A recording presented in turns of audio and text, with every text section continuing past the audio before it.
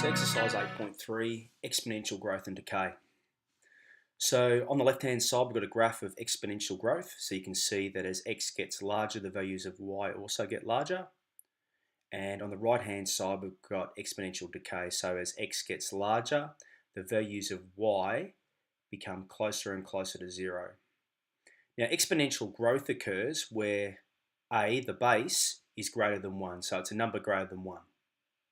And the way I think about this is with number 2. So if I have 2 to the power of x, then 2 to the power of 0 will give me 1, like we're used to. But then if I move across 1 and I go, okay, it's 2 to the power of 1, then I'll get a 2.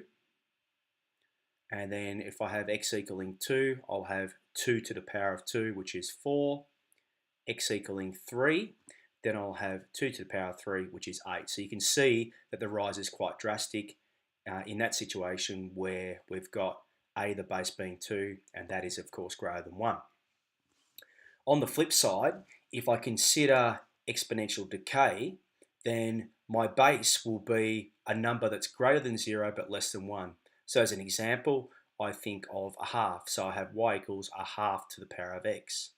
Again, if I have a half raised to the power of 0, I'll get that position 0, 1.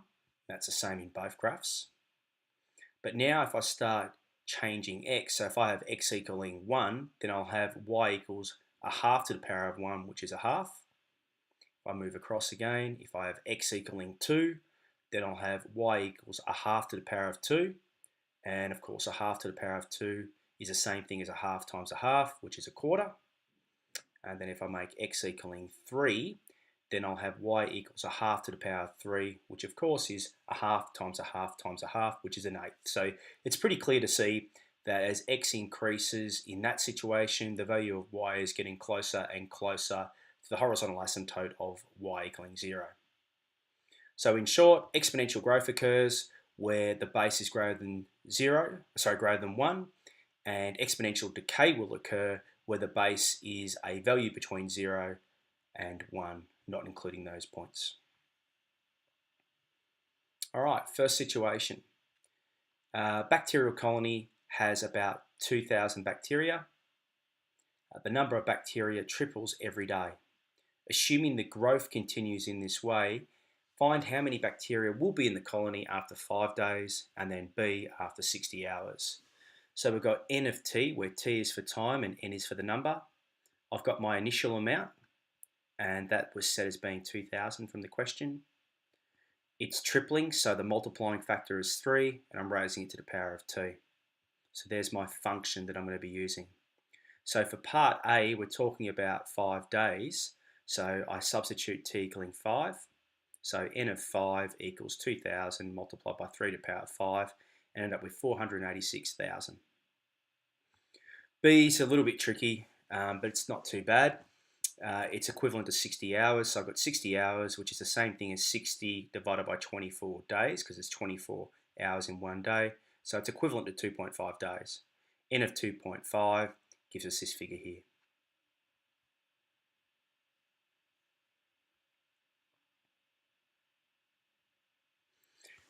Problem 2. We're talking about the amount of air left in a leaking spaceship. It's decreasing by 30%. So the key word there is decreasing 30% every minute. When the leak first occurs, the air pressure was 105 kilopascals. So when the leak first occurred, so my initial pressure is 105. What will the pressure be, correct to one decimal place, after 6 minutes?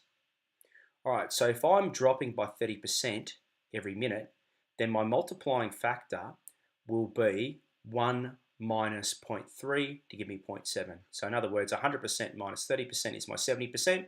So my multiplying factor as a number will be 0.7. So I come up with this P of T function, pressure for time. Here's my initial pressure, 105 kilopascals. My multiplying factor is 0.7.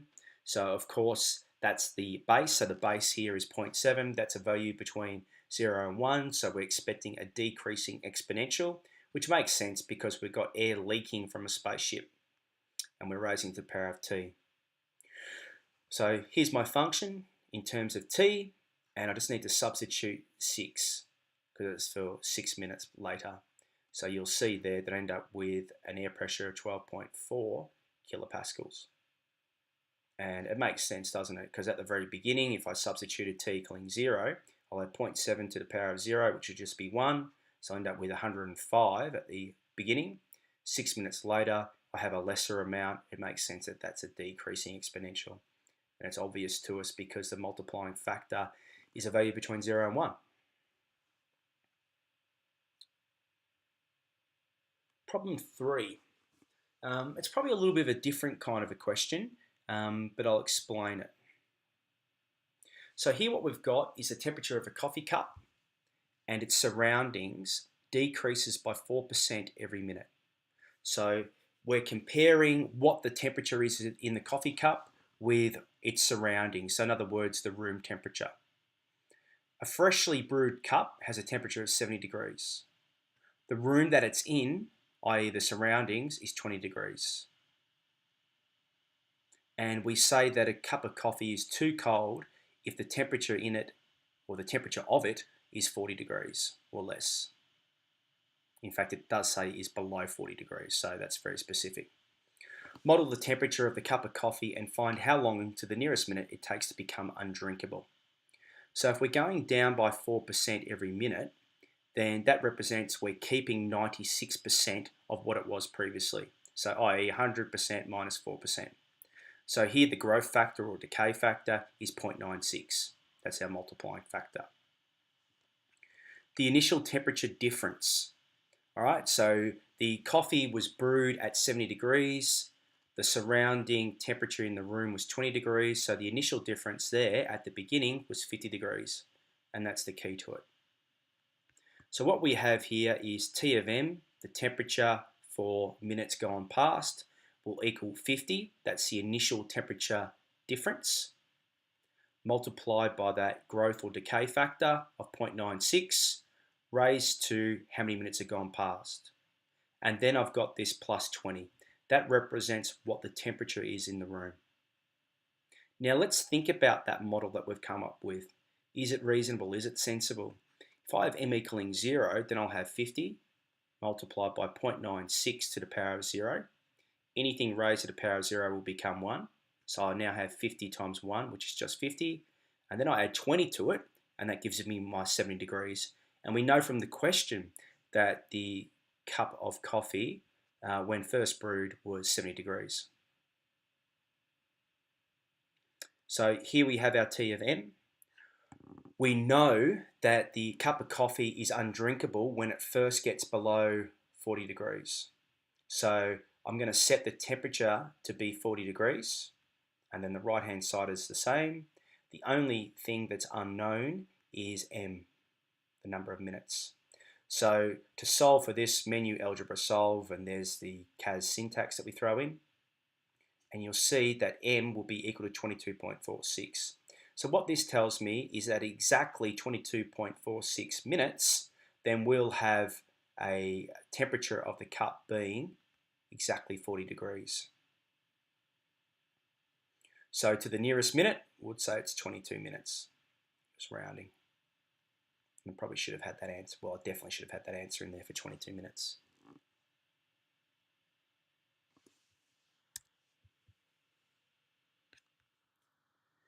Getting along to problem 4.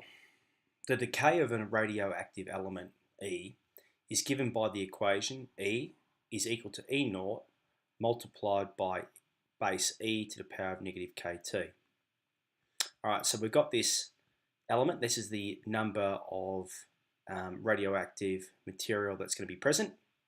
E naught represents the initial amount. Little e, this is Euler's number, and it's approximately equal to 2.71. So Euler's number occurs a lot in the natural world. So just to give you a bit of an understanding of what these various e's mean. So here we've got the mass of the element at any value of, for any time that's gone past. E naught is the initial amount when t is 0.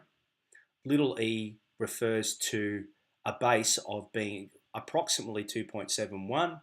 Little e represents Euler's number, and of course that's a value that is greater than 1. So we're seeing here exponential growth as far as that base is concerned, but because I've got a negative power here, then that's going to be reflected in the y-axis or e-axis, so that's going to turn this into a decay model because of that negative power, even though that the base E is a value that's greater than 1. All right, if 200 radioactive nuclei are present in the element at the beginning of the experiment, and there are 33 radioactive nuclei present after 10 days, find the value of K. So to work out what that K is. So to begin with, right from here, we know that when T is equal to 0, then E will be 200. So here I have my model from the question, and I know that E0, the initial amount given, will be 200. That's from the question in part A. I also know that after 10 days, so that's time equaling 10 or T equaling 10, there will be 33 nuclei present. So my next move, I can divide both sides by 200, and that will equal e to the power of negative 10k. I can now take log base e of both sides, and I'll have log base e of 33 on 200 and log base e of e to the power of negative 10k. In this case, on the right hand side, it will simplify to being negative 10k, and now I know that k will be equal to negative 1/10 of log e of 33 over 200 equaling k. If I evaluate that on my CAS, it's approximately equal to 0.18. Now, this is all done by hand, and you don't have the skills yet to work out these log laws. So it's a bit rich me telling you about this right now, but you can get to this stage quite easily, and you should be able to get to that stage. And then all you need to do is solve for K. So put that expression into your CAS calculator, solve it for K, and you'll get the exact answer, which you can write down, and then go Control Enter, and you'll get that approximate answer. Make sure that you don't put in the number E on your CAS, it's Euler's number. So just take a look for that and be careful. All right, so K is approximately equal to 0.18. B, find the number of radioactive nuclei present after 1 day and after 5 days. So we now have a model. So E, the number of nuclei present of element E, will equal 200 multiplied by Euler's number to the power of negative 0.18 times T. So for the first part, after 1 day, we just substitute 1 in, and we get approximately 167 nuclei. For part B, we've got 5 days, so we substitute that in, and we get approximately 81. So not surprisingly, we start off with 200. After 1 day, we get 167.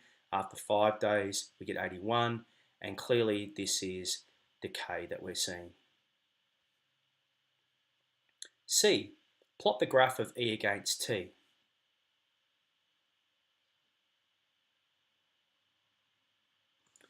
All right, so we've got some crucial ones already worked out. So that there is 10,33. We've got 0,200, and then we've also got what else we found here? 1,167. So 1,167 is here, and we have 5,81. So that's 5,81, and then we can just continue on. And there's the graph. Of course, what would happen here in a test or an exam is that you'll be given the axes and you just have to fill in the appropriate details, but that's how it's generated. D, use the graph to find out how long it would take before 50 radioactive nuclei would be left. So here along this axis, which is the n-axis, I go to the 50 mark, go across, see where it intersects the graph, and it's about there. So I estimate that to be approximately 7.75 days. E. Would there ever be no radioactive nuclei left? Give reasons for your answer. So when we look at our model that we have,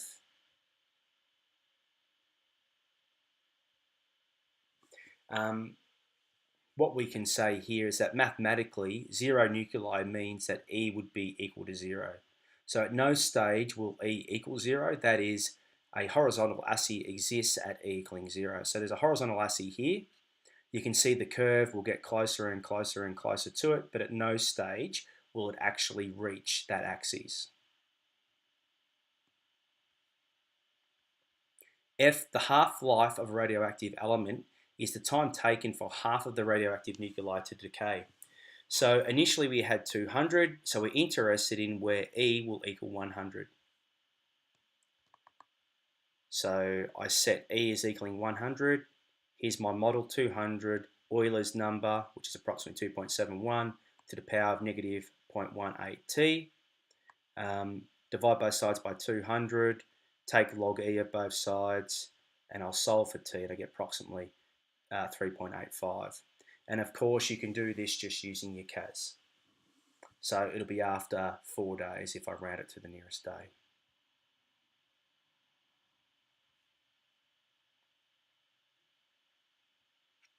And that's just a bit of a typo here for C and D. Apologies.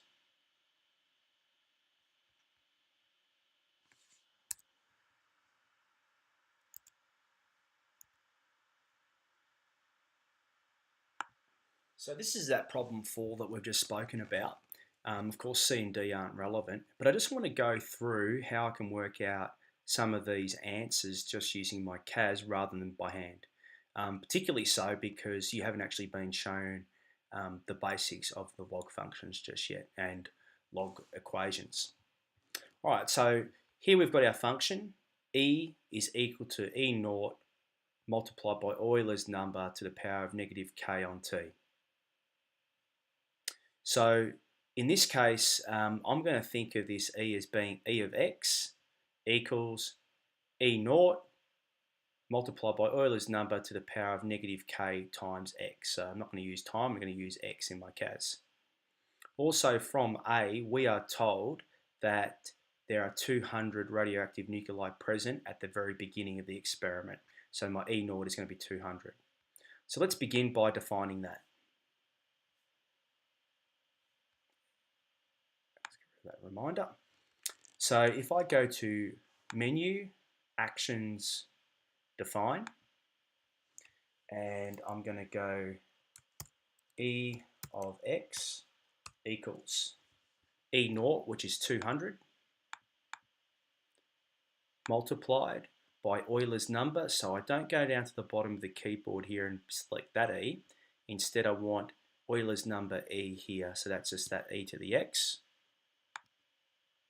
And the power of this is going to be negative an unknown k multiplied by the variable x. So I've got, this is the E equals E naught multiplied by Euler's number to the power of negative k times t, but I'm using x's, and I know that E naught is 200. It's defined. If I now go back to the original question in A, I am told that after 10 days, there will be 33 radioactive nuclei present. I have to work out the value of k. So back into my CAS, I'm going to use my solve function. So menu, algebra, and solve. So 33 will equal, e to the x, and that's just the wrong e, so it's this e. This e here is defined, it's different than that e. That's Euler's number, this is the defined function e. And instead of putting in e of x, I'm going to put in e of 10 because it's when x is equal to 10. So open bracket 10, that represents 10 days. So after 10 days, there'll be 33 nuclei present. So the only thing that's unknown now is the value of the constant k. So I've defined that function, I've put in the situation for where in 10 days time x equals 10, and E of x, the number of nuclei present, will be 33. Now this is the exact answer. It looks quite complicated. When we do logarithms, I'll explain to you that just means natural log, 33 on 200 all over 10. But if I now go Control Enter, you can see I get that approximate 0.18 for k.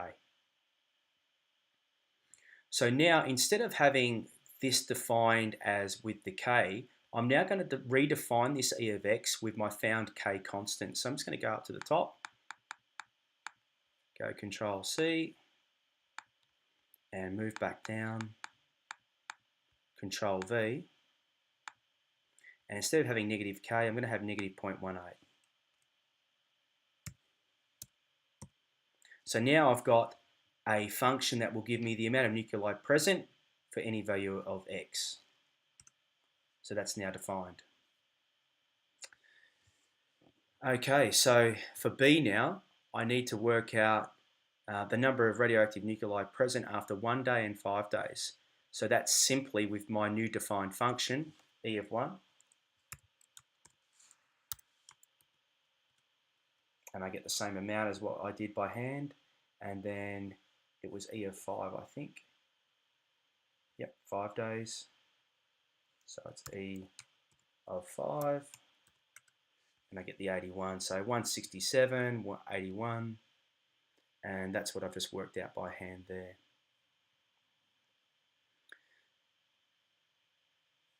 Okay, so we also had the creation of the graph, and here's the graph. So I could show that. So if I just go to the home screen and then put in a graph,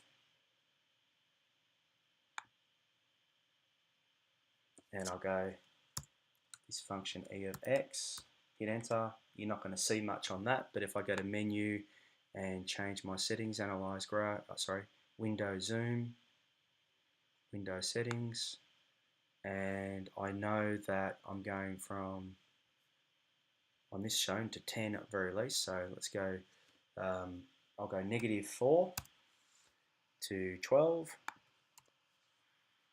and I will go -50 here.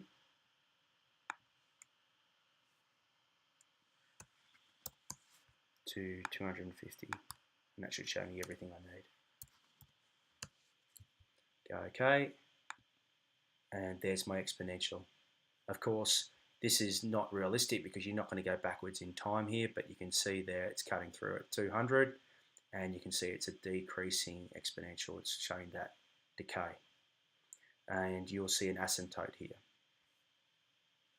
All right, but it did say use the graph, so here you would create the graph on a piece of paper and work out those critical values. If you were after where it was equal to 50, then again what you can do is just on your CAS, go back into the calculator section, and we're going to set up a menu, algebra and solve, and we want 50 to equal E of x, and we'll solve for x, and you can see you get your 7.70, I estimate 7.75, and then that's an interpretation of the asymptote as what's been decided. And then finally, how long will it take to go from 200 nuclei present to 100? So again, what we're looking at is menu, algebra and solve,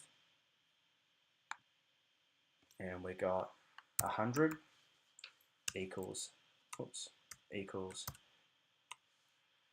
to the x, and we're solving for x, and you can see 3.85, which is in agreement with what I did by hand, so i.e. after 4 days.